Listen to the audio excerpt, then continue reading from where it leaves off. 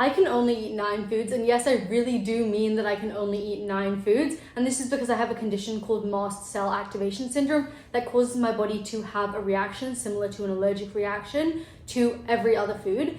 And 9 foods is the lowest that I've ever been able to eat. I could also only eat 9 foods a couple of years ago, although it was a slightly different 9 foods. And over the past 2 years, I was able to reintroduce 5 new foods, but then in the past few months, I've had to stop eating them again because I started reacting to them again because my health got worse. But I'm constantly trying new treatments, and my goal is always to be able to eat more foods. So these are the foods that I hope I'll be able to eat in 2026. There is a caveat to this because my reactions vary from different foods on 1, the severity, but 2, also what symptoms they cause. So when I'm figuring out what foods I'm going to try, I do speak to both my doctor and my dietitian. I sort of work with them both on different things to figure out what foods make the most sense for me to try, both nutritionally and based on the risk, which ones are just safe enough for me to be able to try on my own. And it can be a really long process. For something like watermelon, that was fairly simple. I tried a small amount, I didn't react, and I just kept trying it and I didn't react, and then at some point I was able to eat more. For something like blueberries, I actually had tried them, and for 3 or 4 days I thought I was absolutely fine, and on the 5th day my symptoms just started to get worse, and then I looked back at the past few days and realized, oh no, I definitely was reacting to it. I just didn't realize it, because oftentimes for me, when I do start reacting to something, my reaction will get worse and worse until it just gets so bad that I really do need to stop. And that's also typically what happens when I'm fine eating a food and then all of a sudden I start reacting to it. I can usually look back on the past couple of weeks and be like, oh, that's probably why I've been having those symptoms. But sometimes I don't even realize that those symptoms have gotten worse until I actually look back at it, because there's always something happening, there's always something changing. And honestly, it's been so long, and I've realized that oftentimes I can't really do much about it, and sometimes I'll have a flare up and then it will go away, that I try not to pay so much close attention to it and analyze it so much. I just try and live my life. The first 2 on my list are 2 foods that I really do miss eating a lot. They're foods that I think about often, and whenever somebody else is eating them or whenever I see them, I'm always like, oh, I really wish I could eat that. Number 1 is chocolate. You might have heard me tell this story before, but when I was really young, around 12, and I had to start eliminating various foods from my diet, I would always say to the various dietitians and doctors that I would see, as long as you don't take away chocolate, I'll be fine, sort of as a joke, because I know they always felt really bad having to tell me that I had to try stop eating this or stop eating that, especially when we were trying to figure out what my symptoms were from. And I would always joke and say, as long as I can eat chocolate, it's fine. I started eating chocolate for breakfast, so I was like, food rules too. You know, when I was a kid, I wasn't really supposed to eat chocolate for breakfast, but at that point I was like, I'm allowed to do whatever I want, so it was a fun thing for me to be like, I eat chocolate for breakfast. I've heard sometimes chocolate can be higher in histamine, and I would assume that has something to do with processing of it, but I do really hope that it's something I could eat, even if it was just cacao and it wasn't some chocolate that was formed into a bar with cow butter and all the other things that go into making chocolate. Even if it was just cacao powder, I would be able to add it to other things, flavor it, use it in recipes. That would honestly be a great first step. Second is potato.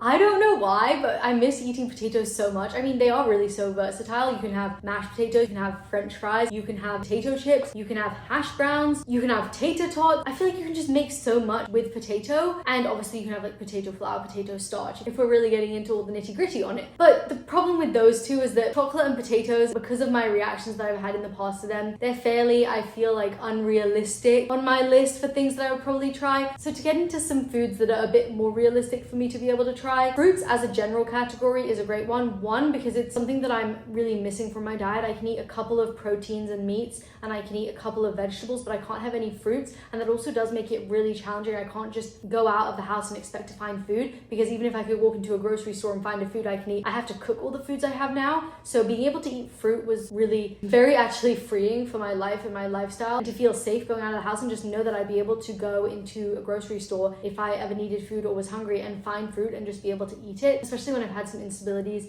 and issues with my blood sugar. Having that confidence and knowing that I'd be able to go into a grocery store and get something and eat it right away was honestly very anxiety reducing. But in the category of fruit, I love raspberries. That was one of the last fruits that I started reacting to, so it would be great to be able to have raspberries again. And another one that I wasn't one of the ones that I had reintroduced, but one that I would really love to have is mango. It was actually in the grand scheme of things, one of the later foods that I started reacting to. It was probably around when I was able to eat like 16 foods. About 4 years ago at the beginning of college, I was still able to eat mango. So mango would be an absolutely delicious one. And again, I feel like that it would be quite versatile. It's a really great flavor that I could use in lots of different things. One of my all-time favorite foods, which I don't actually know if it's really an all-time favorite food or if I just say it is because it's one of the foods that I've been able to eat when I've had a very small amount of foods that I can eat, that I really like, is dates. They're delicious. It really causes me a lot of problems. So I feel like they're doing the opposite of growing on me over time, because I feel like every time I I start eating them again, which I only started eating them again once, but both times, like the first time I had to stop eating them, and then when I started eating them again, I was reacting to them for actually quite a while before I fully realized, like at a very low level, and I was having these symptoms every single day, every single meal that I just thought were my baseline symptoms are normal, and then they suddenly went away when I stopped eating dates, and I was like, oh, okay, so you're telling me I probably didn't need to suffer and have those symptoms for the past 6 months. Great. This next one might sound kind of strange, but cashews. I know nuts are a top 9 allergen, but again, back when I could eat mango, I don't remember if I started reacting to mango. I think I started reacting to mango actually before I started reacting to cashews. But cashews are a nut I like. I used to never really, I mean, I'm sure my palate has changed. I don't know what nuts I would like now, but back when I was younger, I didn't really like nuts, but cashews were one I really liked. I really liked having them with raisins. I felt like they were a fairly neutral tasting nut. I used to make these cookies, again, back when I could eat several other things, but I would mix cashews in a food processor with coconut and create a sort of a flour, and then I would use chia seeds and water to bind that together, sometimes add some cocoa powder into that, some date paste, and make these absolutely delicious cookies. So I would love to be able to eat cashews. My freshman year of college, I could eat cashews and dates, and a huge staple in my diet up until about 3/4 of the way through freshman year when I did start reacting to cashews were cashew date Lara bars, and Target also had a really yummy version of the same thing. It was literally the only 2 ingredients were cashews and date, and they were absolutely delicious. I used to have them just like regular. I used to put them in the fridge, I used to put them in the freezer, and that was like 3 different foods for me because of the different texture based on the different temperatures. I would probably eat 3 or 4 of those a day. I would always have a few in my bag in case I was hungry between classes. And it was great to just be able to go out of the house and have a packaged snack that I could bring that was, you know, relatively balanced. It had some protein, it had some carbs, it had some fat. Another realistic category would be something that I could use to make a salad, potentially like lettuce. I did try spinach, and the interesting thing with spinach when I tried it this past year was that I noticed my reaction wasn't getting worse, which to me signaled that it was a histamine issue rather than reacting to it, which I guess a histamine issue is technically still reacting to it, but sort of developing a reaction versus it being really high in histamine and just sort of tipping over my histamine bucket. So ultimately it's something that I don't eat and don't include in my diet because I already have so many other problems with histamine and all these other mast cell reactions because of all the mediators that I don't want to do anything that would unnecessarily add on top of that where it's so obvious that it's contributing to my everyday symptoms. But I do think lettuce or potentially another type of leafy green could be really great. Another vegetable that I would love to have is cauliflower. It would be really versatile. I used to eat cauliflower rice back when I couldn't have rice but I could have cauliflower. It made for some really great meals, a really great base to add to different meals. I could take it out of the house when I would put it, you know, cook it, put it in a container, bring it out. You can roast cauliflower, boil or steam it. You can make cauliflower rice. You can make cauliflower mash, which I actually never did, but I saw somebody do it the other day, and it really is great. But to be honest, I am really saying cauliflower because I'd actually rather have rice. Rice would be a realistic one. Well, not realistic. It would be the unrealistic one, but it would be the preferred one that I would actually want to have. And who knows, maybe rice will be one of the next foods I can eat. The other main food category I feel like I haven't really touched yet is meats. I used to always say chicken would be a great one because it's so versatile. I feel like you can go anywhere and find chicken, roast chicken, grilled chicken, just chicken, plain chicken. Most restaurants have plain chicken that you can order and always get. But that was actually one of the foods that I tried this past year and it didn't go so well at first. I thought it was fine, but honestly after the first day I had it, it really caused some stomach problems, and then by the 3rd or 4th day I was having a lot more mast cell triggered symptoms and it was getting pretty bad, so I did have to stop eating chicken, which is so strange that I can eat turkey absolutely fine and have been for years, but chicken is a problem. But that's MCAS for you. But the other meat that I was considering trying around the same time as chicken was lamb. I felt like it would be great to really try and get into that red meat category, and lamb seemed like the mildest one to try. I had actually bought lamb and put it in my freezer, but after the whole chicken thing and then I tried spinach and they both just didn't go so well and I got a little bit discouraged, so I didn't end up trying lamb, but I would really love to do that. I dream of eating a rack of lamb. It was on my vision board for 2025. It didn't happen, but you know what, I'm still thinking about it, so it's still on my mind and hopefully I'll be trying it in 2026. Those are the main foods on my food wish list for 2026. But honestly, the way that I figure it out is, like I said, by talking to my doctor and my dietitian, but also just feeling it out. This might be strange to say, but all of the foods that I've successfully reintroduced have sort of been something that my intuition was telling me was right to have. It would be something that I saw at the grocery store and thought, you know what, that would be a really great food to try and to eat. And then looking at, you know, is this realistic and does it have a low enough risk for me to be able to try, and then trying it. And I think that, you know, it's one of those things, what came first, the chicken or the egg? I don't really know whether it was me actually knowing which foods I would react to or not react to, or if it was the fact that I didn't have that added layer of stress and anxiety around potentially reacting to it, causing or making a reaction worse. But if you stayed to this point, I'm going to let you in on a little thing I've been thinking about, something that I'm a little bit hesitant to talk about online because it is so nuanced. But I've been reading a lot of books and seeing a lot of things about thoughts and how thoughts can influence healing, and this idea that you can manifest healing. I've been reading Joe Dispenza's books. I just finished You Are the Placebo, and he talks a lot about how thoughts create emotions and emotions create chemicals in your body, and those chemicals are how your body functions and responds. And even my doctor, who is not a person who really goes into alternative treatments, he's very evidence and science-based, he has told me that so many of his patients with MCAS have done limbic system retraining programs and have seen drastic changes to the point where, you know, maybe they weren't even able to be in the same room as a food, and now they can smell that food and potentially even eat it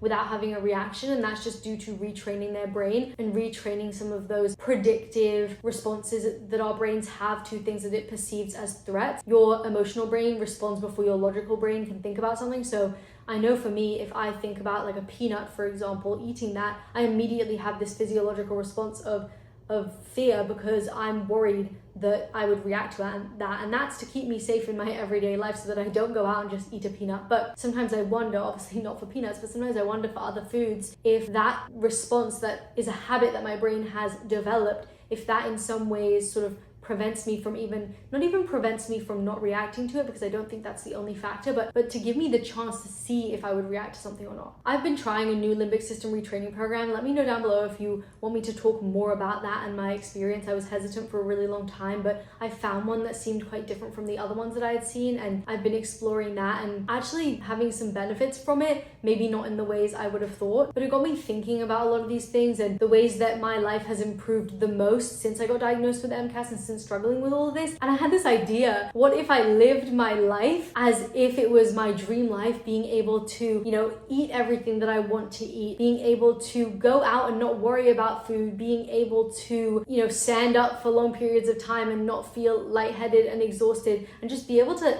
feel what it feels like to live my life in that way. A lot of times these methodologies, whatever you want to call it, manifesting, brain retraining, whatever you want to call it, in the limbic system retraining program that I'm doing, that's actually something that really put me off. All the talk about people that suddenly had drastic changes in their symptoms went away, their chronic pain went away, that kind of put me off, because I feel like I can map out the exact patterns of the pathology that's happening in my body to cause these things. But sometimes I wonder if, you know, creating those positive emotions and those positive connotations and thought patterns can just add an extra layer to create a better environment for your body to heal. So I was thinking, what if I lived my life as if all of this was true? Obviously I wouldn't eat the foods that I can't eat and know I would react to, but, you know, go to a restaurant, look at the menu, think about what I would order, and try not to have those fear responses come in. Try to tell myself, no, it's okay to want those things. I might not be able to have them right now, but I want to create that environment to feel safe to have that in the future. I don't even know if this makes any sense. And again, like sometimes I'm like, that sounds silly,